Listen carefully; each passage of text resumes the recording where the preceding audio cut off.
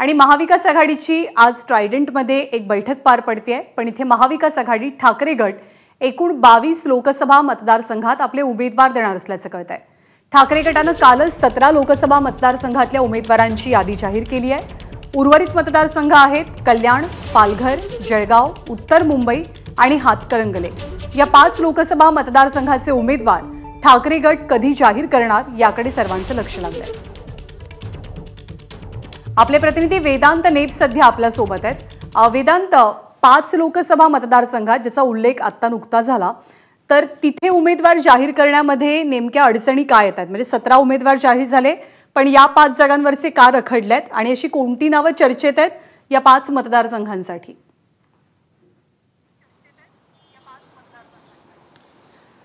ज्ञानदा, काल ज्या प्रकारे पहिली शिवसेना ठाकरे गटाच्या उमेदवारांची यादी जाहीर झाली, ज्यामध्ये हे 5 जे लोकसभा मतदारसंघ होते ते वगळले गेले। कारण याचं अजूनही उमेदवारांची चर्चा सुरू आहे। कारण काही ठिकाणी 2 पेक्षा अधिक उमेदवार इच्छुक आहेत, तर काही ठिकाणी नेमका उमेदवार कोण द्यायचा, कारण महायुतीचा समोर कोणता उमेदवार असेल त्यानुसार रणनीती महाविकास आघाडी, खास करून शिवसेना ठाकरे गट रणनीती ठरवते।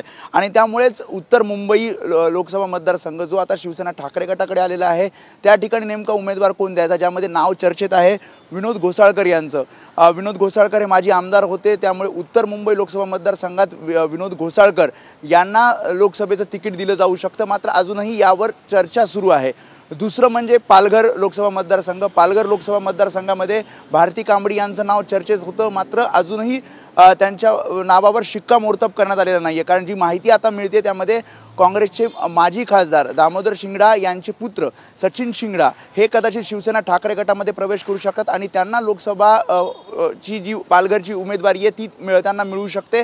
कारण त्यांनी नुकतीच संजय राऊत यांची भेट घेतली होती, त्यामुळे सचिन शिंगडा किंवा मग भारती कांबडी या दोघांपैकी एका नावावर शिक्कामोर्तब होऊ शकतो। तिसरी जागा कल्याण लोकसभा मतदारसंघाची जागा खरं तर शिवसेनेमध्ये फूट पडल्यानंतर शिंदेंचा एक बालेकिल्ला म्हणून ठाण्यानंतर कल्याणकडे बघितलं जातं, त्यामुळे कल्याणमध्ये ठाकरे गट नेमका कोणता उमेदवार देणार याची चाचपणी सुरू आहे, ज्यामध्ये केदार दिघेंचं नाव आघाडीवर आहे। मात्र अजूनही यामध्ये सुद्धा शिक्कामोर्तब झालेला नाहीये। जळगाव लोकसभा मतदारसंघ, जिथे भाजपमधून शिवसेना ठाकरे गटात ललिता पाटील यांनी प्रवेश केलेला आहे, हर्षल माने तिथे शिवसेना ठाकरे गटाचे जिल्हा प्रमुख आहेत। मात्र यामध्ये सुद्धा अजूनही चर्चा सुरू आहे की नेमकी उमेदवारी कोणाला द्यायची। आणि सगळ्यात महत्त्वाचं म्हणजे हातकणंगले, जिथे राजू शेट्टी स्वतः उमेदवार आहेत, मात्र राजू शेट्टींचं म्हणणं आहे की त्यांनी महाविकास आघाडीने आपल्याला बाहेरून पाठिंबा द्यावा, महाविकास आघाडीत ते सहभागी होत नाहीयेत। त्यामुळे जर महाविकास आघाडीत जर राजू शेट्टी सहभागी झाले तरच त्यांचं स्वागत केलं जाईल किंवा त्यांच्या उमेदवारीला पूर्णपणे पाठिंबा दिला जाईल, असा पवित्रा महाविकास आघाडीने ठाकरे गटाने घेतलेला आहे।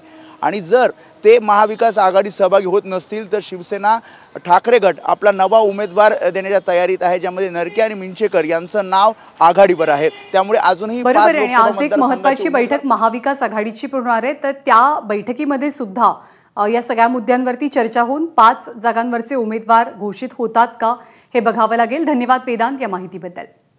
आणि इकडे नाशिक लोकसभा मतदारसंघाच्या निवडणुकीत ट्विस्ट आलाय आणि शिवसेनेच्या दोनही गटात सध्या नाराजी